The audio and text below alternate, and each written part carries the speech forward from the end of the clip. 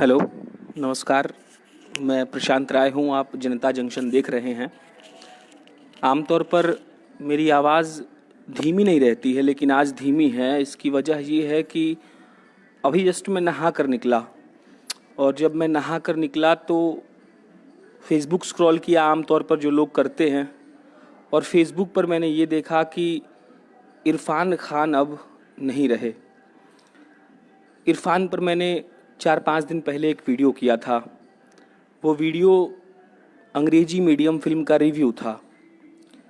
मैं सीधे तौर पर अगर कहूँ तो मुझे फ़िल्मों में ज़्यादा रुचि नहीं है, और अगर रुचि भी है तो ज़्यादा समझ तो बिल्कुल नहीं है कि मैं किसी फिल्म के बारे में बता सकूं। लेकिन अंग्रेज़ी मीडियम देखकर ये लगा कि हाँ, ये फिल्म समाज के लिए, देश के लिए, उन लड़के लड़कियों के लिए जो बाहर पढ़ने जाते हैं बहुत ज़रूरी है। और इसलिए मैं अपने आप को लाइव आने से रोक नहीं पाया। मैं थोड़ा नर्वस हूँ, समझ नहीं आ रहा कि क्या बोलूँ। बस इतना कहा जा सकता है कि वो शख्स जो अपने आँखों से एक्टिंग कर लेता था, वो शख्स जो एक्टिंग का पुरोधा था, जिसके अंदर कूट कूट कर अभिनय भरा हुआ था, वो आज चला गया। वो अपना इलाज भी करा रहे थे कैंसर का। एग्जैक्ट मुझे वर्ड मालूम नहीं है कि उनको कौन सा कैंसर था, लेकिन इतना तो ज़रूर कहा जा सकता है कि उनके जाने से बॉलीवुड से ज़्यादा क्षति उन मिडिल क्लास लड़कों को, उन लड़कियों को जो अभिनय में आना चाहते हैं, उनको हुआ है। एक ऐसा इंसान जो अपने आँखों से, लोग कहते हैं कि अजय देवगन अपने आँखों से बड़ा अच्छा अपने आप को एक्सप्रेस कर लेते हैं, लेकिन इरफान ने भी अपने आप को एक्सप्रेस किया था। अंग्रेजी मीडिया में जब वो कहते हैं कि अपनी बेटी से वो घर से बाहर निकलते होते हैं, उनकी बेटी किसी को किस कर रही होती है और वो अपने घर से बाहर, घर में घुस जाते हैं गलती से, तो वो उनकी बेटी कहती है कि आपको दरवाज़ा खटखटा कर आना चाहिए था। और तब इरफान खान कहते हैं कि माफ़ करना, आगे से खटखटा कर आऊँगा, और वो बाहर निकल जाते हैं। फिर उनकी बेटी उनके पास आती है और कहती है कि सॉरी डैड। फिर इरफान कहते हैं कि बस इतना याद रखना कि मेरे घर में आने के लिए तुमको कभी दरवाज़ा खटखटाना नहीं पड़ेगा। मतलब क्या डायलॉग डिलीवरी है। और इरफान पर जितना बोला जाए कम है। मैंने उनकी फिल्म पान सिंह तोमर देखी है, करीब करीब सिंगल एक उनकी फिल्म आई थी, मैंने देखी थी, ऑनलाइन ही देखा था मैंने, थिएटर में जाकर नहीं देखा था। मतलब गजब की एक्टिंग। वो धुरंधर जो वाकई में ये साबित करता है कि उसके पास कला है, भीतर कला है। मतलब बॉडी लैंग्वेज से, एक्सप्रेशन से ये बता देना कि वो एक बहुत बड़ा एक्टर है, अपने आप में बहुत बड़ी बात है। और इसलिए इरफान खान का आज हमें छोड़कर जाना इतना दुखद है कि मतलब बोला नहीं जा सकता है। और अभी एक जनाब लिखे हैं राहुल यादव की कहानी खत्म हुई तो ऐसी हुई, लोग तालियां बजाते बजाते आंसू गिराने लगे। बिल्कुल सही। मतलब ऐसे किसी का जाना वाकई बेहद दुखद है। कैसे ये कहा जाए कि अब इरफान नहीं आएंगे। ये 2020 का जो साल है ना, ये बहुत दुखदाई है। अभी मैंने युगल किशोर भारती का एक वीडियो देखा। युगल बिहार के हैं, बम्बई में टीवीएफ के RVCJ के लिए काम करते हैं। वो रोने लगे लाइव पर। उन्होंने कहा कि मेरा सपना था कि काश मैं आपके साथ एक्टिंग कर पाता, मेरा सपना था कि मैं आपके साथ अभिनय करूं, और आप छोड़कर चले गए असमय। मेरा एक दोस्त निखिल है, हम कॉलेज में साथ में पढ़ते थे। निखिल ने अभी मुझे मैसेज किया कि वीडियो बनना ही चाहिए।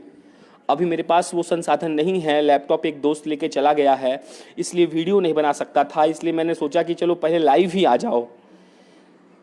कईयों के मैसेज आए, कईयों के फ़ोन आए कि भाई वो चला गया। मेरा एक दोस्त अंबुज आनंद है, वो लगातार पोस्ट पे पोस्ट किए जा रहे हैं। जितने बड़ी हस्ती हैं, सुजीत सरकार, कुमार विश्वास, बड़े बड़े लोग ये लिख रहे हैं कि अब इरफान नहीं रहे।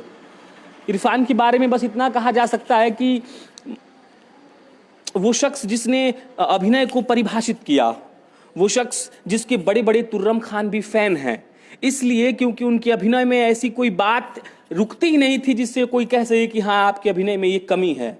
इरफान अपने आप में संस्थान थे एक्टिंग के, और आज उनका असमय चले जाना 53 वर्ष की उम्र में बेहद दुखदाई और कष्टदायक है। जनता जंक्शन की पूरी टीम के तरफ से इरफान को हम श्रद्धांजलि देते हैं और आशा करते हैं कि इरफान जहां भी रहे बिल्कुल खुश रहे। मुझे निजी तौर पर यह नहीं लगता कि अब इरफान खान जैसा अभिनेता भारत में कोई आ पाएगा, क्योंकि एक्टिंग तो बहुत लोग करते हैं लेकिन उसके अंदर जो दर्द था ना, वो दर्द नहीं आ सकता। इरफान का मतलब इस समय जाना, एक खबर मैंने पढ़ा था, अभी याद आया, शाहरुख खान ने इरफान खान को अपना घर, जहां विदेश में वो अपना इलाज करा रहे थे, तो अपना घर दे दिया था, विला, कि आप इसमें रहिए। इससे आप अंदाजा लगा सकते हैं कि वो सबके प्यारे थे, चाहे बॉलीवुड हो, चाहे क्रिकेटर्स हो, चाहे कोई भी हो। इरफान की एक्टिंग में वो बात थी। इरफान कपिल शर्मा शो में 2-3 दफा आए थे, मैंने उनका हर एपिसोड देखा था, क्योंकि उस बंदे में जेन्युइनिटी थी। वो ये फील कराता था कि हाँ, मैं एक्टर हूं तो क्या हुआ, मैं कोई बड़ा इंसान नहीं हूं, तुम लोग की तरह ही एक आम इंसान हूं जिसे एक्टिंग करना आता है और मैं एक्टिंग कर रहा हूं। कोई किसी भी आप किरदार की बात कर लीजिए, आप पान सिंह तोमर की बात कर लीजिए, आप हिंदी मीडियम की बात करिए, आप अंग्रेजी मीडियम की बात करिए, तमाम वो फिल्में इरफान ने ये साबित किया कि उनके जैसा एक्टिंग, उनके जैसा कलाकार कोई है ही नहीं। और आज जब इरफान चले गए हैं, तमाम लोग उनके बारे में लिख रहे हैं, तो मैंने भी सोचा कि आपके पास आया जाए, लाइव हुआ जाए और कुछ कहा जाए। इरफान को श्रद्धांजलि रहेगी। हम तो यही चाहेंगे कि इरफान जैसा एक्टर फिर से हो जाए, जिसे देखकर बस टीवी स्क्रीन, थिएटर का स्क्रीन छोड़ने का इच्छा ना हो। लगातार जिस तरह वो अपने दर्शकों को बांधे रहते हैं, वो इस बात का सबूत है कि इरफान खास थे। और ये थे कहना ना बहुत मुश्किल है, खासकर इरफान के लिए, क्योंकि इरफान जैसा कलाकार जब छोड़कर जाता है तो ये लगता है कि सब कुछ सूना सा हो गया। बॉलीवुड भी, हॉलीवुड भी और भारत भी।